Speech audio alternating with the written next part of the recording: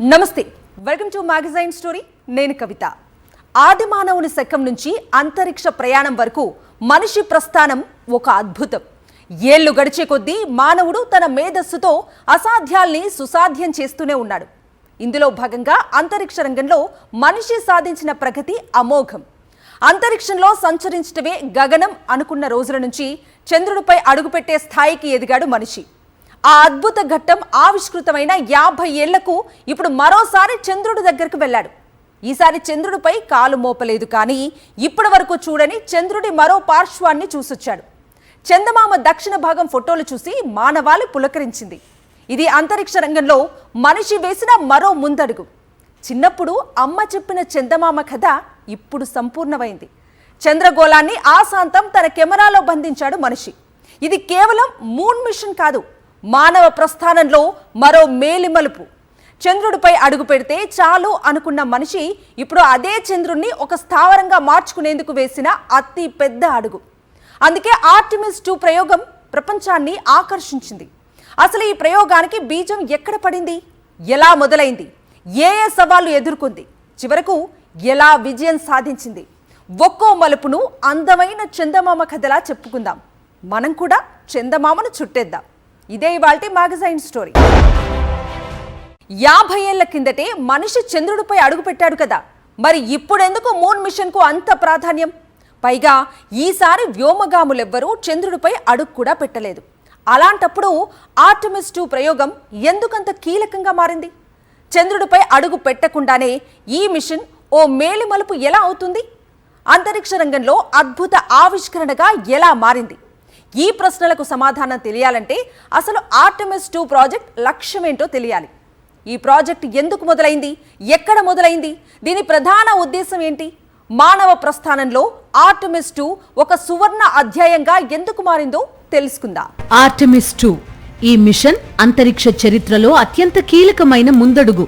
దాదాపు 50 ఏళ్ల తర్వాత మనిషి మళ్లీ చంద్రుడికి దగ్గరగా వెళ్లిన ఓ బృహత్తర ప్రయోగం. చంద్రుడిపై మనిషి మరోసారి ల్యాండ్ అయ్యేందుకు వేసిన పునాది ఆర్టెమిస్ 2. చందమామను మనిషికి మరింత దగ్గర చేసే క్రమంలో కొన్ని భయాల్ని, మరికొన్ని అనుమానాల్ని నివృత్తి చేసిన మిషన్ ఇది. అంతరిక్షంలో మనిషి అడుగుపెట్టడం కొత్తేం కాదు. ఆ మాటకొస్తే అంతర్జాతీయ అంతరిక్ష కేంద్రంలో నిత్యం వ్యోమగాములు ఉంటూనే ఉంటారు. 100 గంటలు స్పేస్ వాక్ కూడా చేశారు. కానీ అది దాటిల తర్వాత డీప్ స్పేస్ లోకి వెళ్లేందుకు చేసిన తొలి మానవ సహిత అంతరిక్ష యాత్ర కావడంతో ప్రపంచం మొత్తం ఆసక్తిగా చూసింది. ఈ మిషన్ ముఖ్య లక్ష్యం ఒకటే, మనిషి చంద్రుడి చుట్టూ తిరగాలి, అలా తిరిగి మళ్లీ భూమిని చేరుకోవాలి. దీనికోసం రూపొందించిందే ఓరియన్ స్పేస్ షిప్. వ్యోమ నౌకలో మనుషులు ప్రయాణించినప్పుడు లైఫ్ సపోర్ట్ సిస్టమ్స్ ఎలా పనిచేస్తున్నాయో తెలుసుకోవాలి. 4 వ్యోమగాముల్ని చంద్రుడికి దగ్గరగా తీసుకెళ్లి చందమామ చుట్టూ తిప్పి తిరిగి సురక్షితంగా భూమిపైకి తీసుకురావాలి. చంద్రుణ్ణి ఓ స్థావరంగా మార్చుకుని అక్కడ్నుంచి సుదూరంలో ఉన్న అంగారక గ్రహం వైపు వెళ్లడానికి కావలసిన సాంకేతికతను సిద్ధం చేసుకోవాలి. ఆర్టెమిస్ 2 లక్ష్యాలు ఇవే. ఈ లక్ష్యాల్ని సాధించింది కాబట్టే ప్రపంచం సంబరాలు చేసుకుంటోంది. రాబోయే రోజుల్లో మార్స్ వైపు వెళ్లాలంటే నేరుగా భూమి నుంచి ఒకేసారి ప్రయాణించాల్సిన అవసరం లేదు. భూమి నుంచి చంద్రుడిపైకి వెళ్లి అక్కడ చిన్న విరామం తీసుకుని అట్నుంచటో అంగారకుడి వైపు వెళ్లొచ్చు. ఈ మేరకు అంతరిక్షంలో లైన్ క్లియర్ చేసింది ఆర్టెమిస్ 2. ఈ ప్రయోగం కోసం వేల గంటలు కష్టపడింది నాసా. అమెరికాలోని John F Kennedy space center వద్ద అనేక పరీక్షలు, రిహార్సల్స్ నిర్వహించింది. Rocket system, crew module, safety systems అన్నింటినీ 100 సార్లు పరీక్షించింది. ప్రతి చిన్న భాగం 100% ఖచ్చితత్వంతో పనిచేసేలా నిర్ధారించుకుంది. అటు వ్యోమగాములు కూడా నెలల పాటు శ్రమించారు. Mission commander Reid Wiseman, pilot Victor Glover, mission specialist Christina Koch, మరో మిషన్ స్పెషలిస్ట్ జెరెమీ హ్యాన్సన్. ఈ ప్రయోగం కోసం వీరంతా చాలా కష్టపడ్డారు. ఓవైపు తాము అంతరిక్షంలో చెయ్యబోయే పరీక్షల కోసం సన్నద్ధమవుతూనే మరోవైపు అంతరిక్షానికి అలవాటు పడడం కోసం శారీరకంగా కూడా కష్టపడ్డారు. గురుత్వాకర్షణ లేని కృత్రిమ వ్యవస్థలో 100 గంటల పాటు గడిపారు. ప్రత్యేకమైన ఆహారాన్ని తిని తక్కువ నీరు తాగి జీవించడం ఎలాగో నేర్చుకున్నారు. మొత్తానికి ఆ రోజు రానే వచ్చింది. ఆర్టెమిస్ 2 ప్రయోగానికి రంగం సిద్ధమైంది. దీనికోసం ఇప్పటివరకు ఎవరూ రూపొందించని అత్యంత శక్తివంతమైన రాకెట్ ని తయారు చేసింది నాసా. ఎందుకంటే ఈసారి వీళ్లు కేవలం భూకక్ష్యను మాత్రమే దాటట్లేదు, డీప్ స్పేస్ లోకి వెళ్లి తిరిగి రావాలి. అందుకే ఇంత భారీ ఏర్పాటు. ఉత్కంఠభరిత కౌంట్ డౌన్ ప్రారంభమైంది. కౌంట్ డౌన్ 0కు చేరుకున్న వెంటనే రాకెట్ ఇంజన్లు గర్జించాయి. భారీ అగ్ని జ్వాలల మధ్య ఎస్ఎల్ఎస్ రాకెట్ నేలను విడిచి నింగిలోకి దూసుకెళ్లింది. ఏప్రిల్ 1న జరిగిన ఈ ప్రయోగంలో ఆ క్షణాన్ని ప్రపంచవ్యాప్తంగా కోట్లాది మంది ప్రత్యక్ష ప్రసారంలో వీక్షించారు. అలా సక్సెస్ఫుల్ గా లాంచ్ అయిన కొన్ని నిమిషాల్లోనే రాకెట్ మొదటి దశ విడిపోయింది. అనంతరం రెండో దశ ఇంజిన్ స్టార్ట్ అయింది. స్పేస్ లోకి క్యాప్స్యూల్ ని ముందుకు నడిపించింది. ఓరియన్ నౌక అసలు పని ఇక్కడి నుంచే మొదలైంది. ఎస్ఎల్ఎస్ రాకెట్ తన పని పూర్తి చేయడంతో ఓరియన్ లో వ్యోమగాములు ఇక్కడి నుంచి అసలు మిషన్ ప్రారంభించారు. అలా ఓరియన్ స్పేస్ క్రాఫ్ట్ భూకక్ష్యను విడిచి చంద్రుడి వైపు ప్రయాణం ప్రారంభించింది. ఈ దశలో క్రూ సభ్యులు అనేక సిస్టంలను పరీక్షించారు. Communication, navigation, life support systems అన్నీ సమర్థంగా పనిచేస్తున్నాయా లేదా చెక్ చేశారు. అన్నీ పర్ఫెక్ట్ గా పనిచేస్తున్నాయి. అలా చంద్రుడికి దగ్గరైంది ఓరియన్. భూ గురుత్వాకర్షణ శక్తిని దాటి చంద్రుడి గురుత్వాకర్షణ శక్తిలోకి ప్రవేశించింది. చంద్రుడి గ్రావిటీని ఉపయోగించుకుని చంద్రుడి కక్ష్యలోకి ఓరియన్ ఎంటర్ అయింది. దీన్ని ట్రాన్స్లూనార్ ఇంజెక్షన్ అంటారు. అలా చంద్రుడి కక్ష్యలో ప్రయాణిస్తూ చంద్రుడి ఆవల వైపునకు చేరుకుంది ఓరియన్. ఈ దశలో ఓరియన్ కి భూమి కనిపించదు. భూమికి ఓరియన్ నౌకకు మధ్యలో చంద్రుడుంటాడన్నమాట. ఈ టైంలో గ్రౌండ్ కమాండ్ తో ఓరియన్ కు సంబంధాలు కూడా తెగిపోతాయి. ఏకంగా 41 నిమిషాల పాటు ఓరియన్ ఎక్కడుందో, ఏం జరుగుతుందో నాసాకు తెలియదన్నమాట. ఇదో ఉత్కంఠభరిత దశ. ఈ ఫేజ్ ని దాటితే ఆర్టెమిస్ 2 ప్రాజెక్ట్ 50% సక్సెస్ అయినట్టే. ఈ దశను దాటాలంటే చంద్రుడి దక్షిణ ధ్రువాన్ని దాటాలి. అంటే 10,300 కిలోమీటర్ల దూరం ప్రయాణించాలి. దీనికోసం చంద్రుడి గ్రావిటీని ఉపయోగించుకుంది ఓరియన్ స్పేస్ షిప్. ఓ ఉయ్యాలను ఊపినప్పుడు ఎలాగైతే ఆటోమేటిక్ గా ఎనర్జీ జనరేట్ అవుతుందో అలా చంద్రుడి గ్రావిటీని ఉపయోగించుకుని శక్తిని పుంజుకుంది ఓరియన్. దీన్ని స్లింగ్ షాట్ అంటారు. అలా 2 స్లింగ్ షాట్స్ తో చంద్రుణ్ణి చుట్టి తిరిగి భూమి వైపు ప్రయాణం మొదలుపెట్టింది ఓరియన్. ఈ మొత్తం ప్రయాణాన్ని గ్రావిటీ ఎసిప్ట్ అంటారు. ఈ టెక్నిక్ వల్ల ఓరియన్ లో ఇంధనం ఆదా అవుతుంది. తిరుగు ప్రయాణానికి ఆ ఇంధనం పనికొస్తుంది. ఇలా చంద్రుణ్ణి చుట్టేసిన క్రమంలో ఇప్పటి వరకు మానవుడు చూడని చందమామ దక్షిణ భాగాన్ని క్లిక్ మనిపించింది ఓరియన్. తిరిగి గ్రౌండ్ కమాండ్ తో అనుసంధానమైన వెంటనే చంద్రుడి ఆవలి భాగానికి చెందిన ఫోటోల్ని భూమికి చేరవేసింది ఓరియన్. ఆ ఫోటోలు చూసి యావత్ ప్రపంచం పులకించిపోయింది. హెలో వరల్డ్ పేరిట రిలీజ్ చేసిన ఈ అద్భుతమైన ఫోటోలు క్షణాల్లో వైరల్ అయ్యాయి.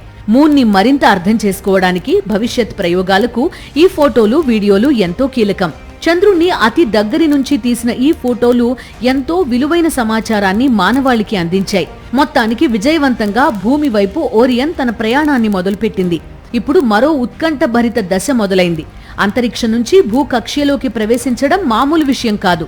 భూ వాతావరణంలోకి ప్రవేశించినప్పుడు రాపిడి కారణంగా 2800 డిగ్రీల సెల్సియస్ ఉష్ణోగ్రత పుడుతుంది. ఇంత వేడిని తట్టుకునే శక్తి ఓరియన్ క్యాప్స్యూల్ కి ఉండాలి. దీనికోసం ప్రత్యేకంగా హీట్ షీల్డ్ తయారు చేసింది నాసా. భూకక్ష్యలోకి ప్రవేశించే ముందు ఓరియన్ నౌక నుంచి క్రూ మాడ్యూల్ విడిపడింది. హీట్ షీల్డ్ భూకక్ష్య వైపు తిరిగింది. అలా విడిపడిన crew module SpaceX capsule భూ వాతావరణంలోకి ఎంటర్ అయింది.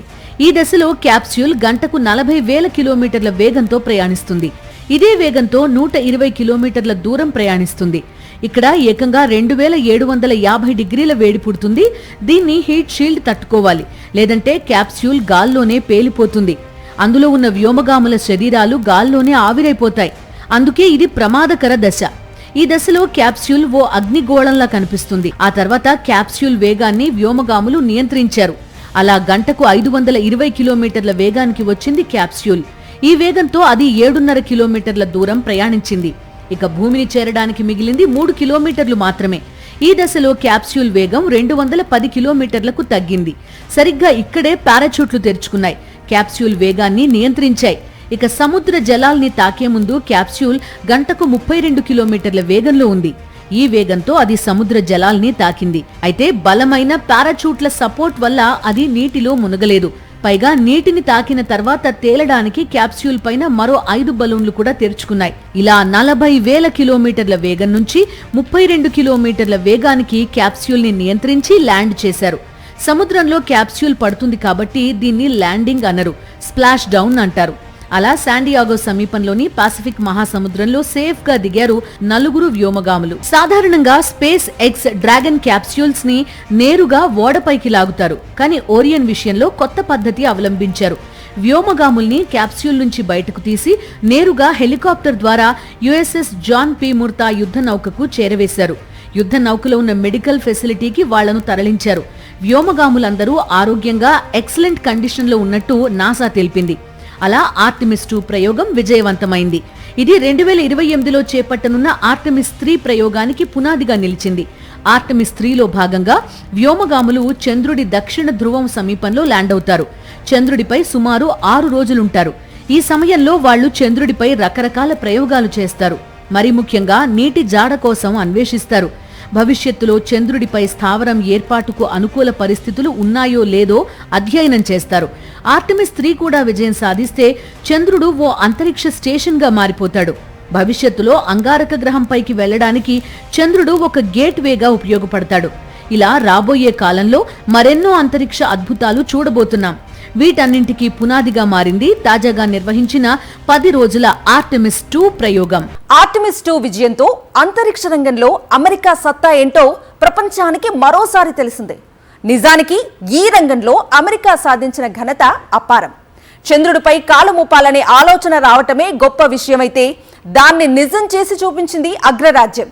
చంద్రుడిపై అడుగుపెట్టి సురక్షితంగా భూమికి తిరిగొస్తామని ఛాలెంజ్ చేసి మరీ సాధించి చూపించింది అమెరికా. ఒకరు కాదు, ఇద్దరు కాదు, ఏకంగా 12 మంది అమెరికా ఆస్ట్రోనాట్స్ చంద్రుడిపై కాలు మోపారు. ఇప్పుడు చంద్రుడిపై నుంచి అంగారకుణ్ణి చూస్తున్నారు. అర్ధ శతాబ్దం కిందటే చంద్రుడిపై అడుగు పెట్టేంత సాంకేతికతను అమెరికా ఎలా సొంతం చేసుకుంది? అపోలో మిషన్స్ పేరిట అప్పట్లో అమెరికా సాగించిన ప్రయోగాలేంటి? ఓసారి చూద్దాం. మానవ చరిత్రలో అత్యంత సాహసోపేతమైన అధ్యాయం అపోలో మిషన్. భూమి కాకుండా మరో గ్రహంపై కూడా అడుగు పెట్టొచ్చని నిరూపించింది ఈ మిషన్. అది 60వ దశకం. అమెరికా రష్యా మధ్య ప్రచ్ఛన్న యుద్ధం జోరుగా సాగుతున్న సమయం. ప్రతి రంగంలో తమదే పైచేయి అని నిరూపించుకునేందుకు 2 దేశాలు పోటీ పడుతున్న కాలం. 1960వ దశకంలో అమెరికా అంతరిక్ష పరిశోధన సంస్థ నాసా చేపట్టిన ప్రతిష్టాత్మక కార్యక్రమమే అపోలో మిషన్.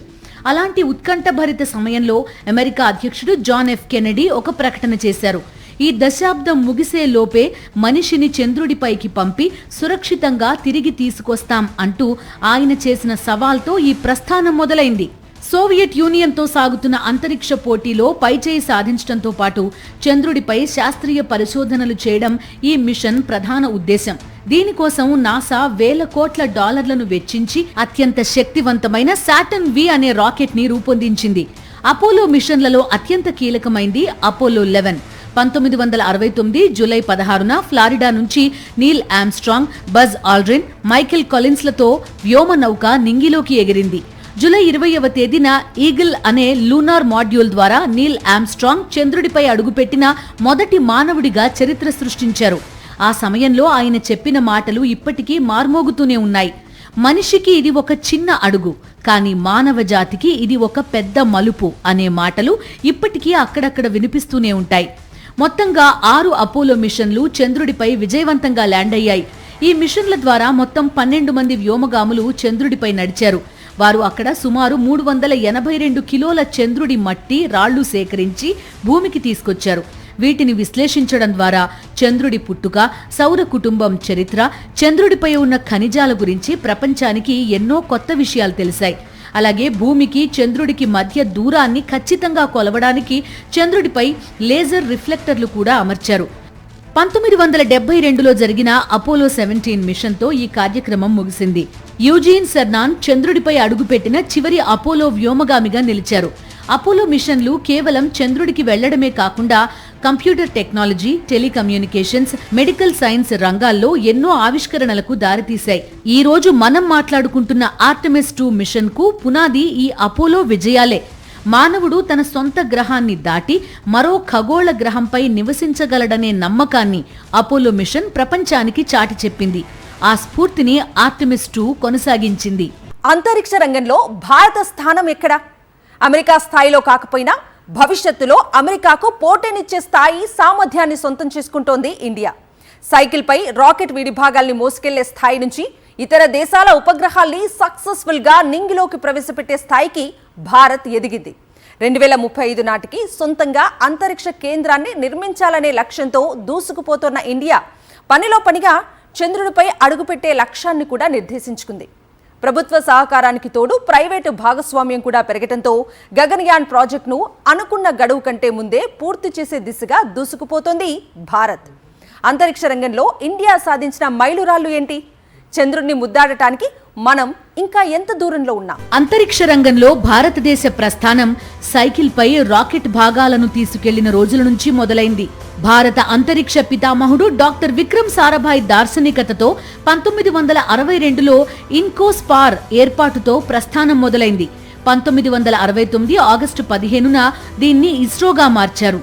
తొలినాళ్లలో కేరళలోని తుంబా అనే చిన్న గ్రామం నుండి మొదటి సౌండింగ్ రాకెట్ను ప్రయోగించారు.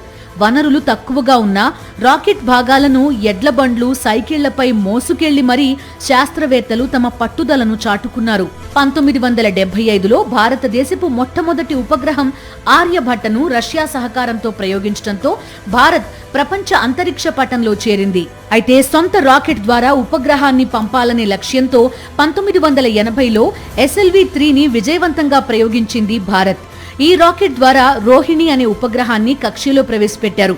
ఈ విజయం భారత్ను అంతరిక్ష సామర్థ్యం ఉన్న 6వ దేశంగా నిలబెట్టింది. 1990ల నాటికి ఇస్రో తన స్వదేశీ రాకెట్ సాంకేతికతను అభివృద్ధి చేసుకుంది. ముఖ్యంగా PSLV రాకెట్ అత్యంత నమ్మకమైన ఉపగ్రహ వాహక నౌకగా పేరు తెచ్చుకుంది. ఇది విదేశీ ఉపగ్రహాలను కూడా తక్కువ ఖర్చుతో కక్ష్యలో చేర్చి అంతరిక్ష వాణిజ్యంలో భారత్కు మంచి గుర్తింపు తెచ్చింది. ఆ తర్వాత భారీ ఉపగ్రహాలను ప్రయోగించేందుకు అత్యంత శక్తివంతమైన LVM-3 వంటి రాకెట్లను తయారు చేసి క్రయోజెనిక్ ఇంజిన్ సత్తాను ప్రపంచానికి చాటింది భారత్. 2008లో జరిగిన చంద్రయాన్-1 ప్రయోగం చంద్రుడిపై నీటి జాడలను కనుగొని అంతర్జాతీయ స్థాయిలో సంచలనం సృష్టించింది. ఆ తర్వాత 2013లో చేపట్టిన మంగళ్యాన్ ప్రాజెక్టుతో మొదటి ప్రయత్నంలోనే అంగారక గ్రహ కక్ష్యలోకి చేరింది భారత్. ఇలా తొలి ప్రయత్నంలోనే అంగారకుడి కక్ష్యలోకి వెళ్లిన తొలి దేశంగా భారత్ గుర్తింపు పొందింది. అంతేకాదు ఒక హాలీవుడ్ సినిమా బడ్జెట్ కంటే తక్కువ ఖర్చుతోనే అంగారక గ్రహానికి వెళ్లడం ఇస్రో ప్రతిభకు, అది పాటించే పొదుపుకు నిదర్శనంగా నిలిచింది. 2023లో జరిగిన చంద్రయాన్-3 ప్రయోగం భారత అంతరిక్ష చరిత్రలో సువర్ణాక్షరాలతో లిఖించదగ్గది. చంద్రుడి దక్షిణ ధ్రువంపై సాఫ్ట్ ల్యాండింగ్ చేసిన మొట్టమొదటి దేశంగా భారత్ అవతరించింది. చంద్రుడిపై శివశక్తి పాయింట్ వద్ద ప్రజ్ఞాన్ రోవర్ సంచరించడం ద్వారా భారత్ అగ్రరాజ్యాల సరసన చేరింది. చంద్రుడిపై పరిశోధనల కోసం ఇస్రో చేపట్టిన 3వ మిషన్ ఇది. 2023 జూలై 14న శ్రీహరికోటలోని సతీష్ ధావన్ అంతరిక్ష కేంద్రం నుండి LMV-3 రాకెట్ ద్వారా ఇది నింగిలోకి ఎగిసింది. ఆగస్టు 23, 2023న చంద్రుడి దక్షిణ ధ్రువంపై ఈ వ్యోమ నౌక సురక్షితంగా సాఫ్ట్ ల్యాండింగ్ అయింది. గతంలో చంద్రయాన్-2 అనుభవాలను దృష్టిలో పెట్టుకుని ల్యాండింగ్ ప్రక్రియలో ఎదురయ్యే సవాళ్లను తట్టుకునేలా ఇందులో అనేక సాంకేతిక మార్పులు, పటిష్టమైన భద్రతా చర్యలు చేపట్టారు. ఈ మిషన్లో ప్రధానంగా 3 భాగాలు ఉన్నాయి. Propulsion module, Vikram lander, Pragyan rover. Lander చంద్రుడిపై దిగిన తర్వాత దాని నుండి ప్రజ్ఞాన్ రోవర్ బయటకు వచ్చి చంద్రుడి ఉపరితలంపై సంచరించింది. ఈ రోవర్ చంద్రుడి మట్టిలోని ఖనిజ మూలకాలను, ముఖ్యంగా అల్యూమినియం, మెగ్నీషియం, సిలికాన్, టైటానియం వంటి వాటిని విశ్లేషించింది. అలాగే చంద్రుడి ఉపరితలంపై సల్ఫర్ ఉనికిని ఇది స్పష్టంగా గుర్తించింది. చంద్రుడి దక్షిణ ధ్రువం వద్ద మంచు రూపంలో నీరు ఉండే అవకాశాలను పరిశోధించడం, అక్కడి ఉష్ణోగ్రత మార్పులను అధ్యయనం చేయడం ఈ మిషన్ ప్రధాన ఉద్దేశం. చంద్రయాన్-3 విజయం కేవలం భారతదేశానికే కాదు, ప్రపంచ అంతరిక్ష పరిశోధనలకే కొత్త దిశను చూపింది. ల్యాండర్ దిగిన ప్రదేశానికి శివశక్తి పాయింట్ అని పేరు పెట్టారు. ఈ ఘనతకు గుర్తుగా ఆగస్టు 23వ తేదీన జాతీయ అంతరిక్ష దినోత్సవంగా ప్రకటించింది ఇండియా. ఈ ప్రయోగం ద్వారా తక్కువ ఖర్చుతో అత్యంత సంక్లిష్టమైన అంతరిక్ష మిషన్లను భారత్ విజయవంతంగా నిర్వహించగలదని ప్రపంచానికి తెలిసొచ్చింది. ఇదే సమయంలో ఆదిత్య L1 ద్వారా సూర్యుడిపై పరిశోధనలు కూడా మొదలుపెట్టింది ఇండియా. గగన్యాన్ ప్రాజెక్టు ద్వారా భారతీయులను స్వదేశీ రాకెట్లో అంతరిక్షంలోకి పంపేందుకు ఏర్పాట్లు జరుగుతున్నాయి. అలాగే 2035 నాటికి సొంతంగా భారతీయ అంతరిక్ష స్టేషన్ నిర్మించాలనే పట్టుదలతో ఉంది ఇస్రో. దీంతో పాటు 2040 నాటికి చంద్రుడిపైకి భారతీయ వ్యోమగామిని పంపాలని లక్ష్యంగా పెట్టుకుంది.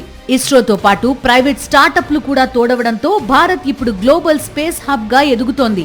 తక్కువ ఖర్చుతో ఉపగ్రహాల్ని నిర్దేశిత కక్ష్యలోకి ప్రవేశపెట్టాలంటే ప్రపంచంలో భారత్కు మించిన ఆప్షన్ ఇంకోటి లేదు. ఇది వాళ్ళ మ్యాగజైన్ స్టోరీ. మరో ఇంట్రెస్టింగ్ టాపిక్ తో మళ్ళీ కలుద్దాం. Until then stay tuned to Sakshi.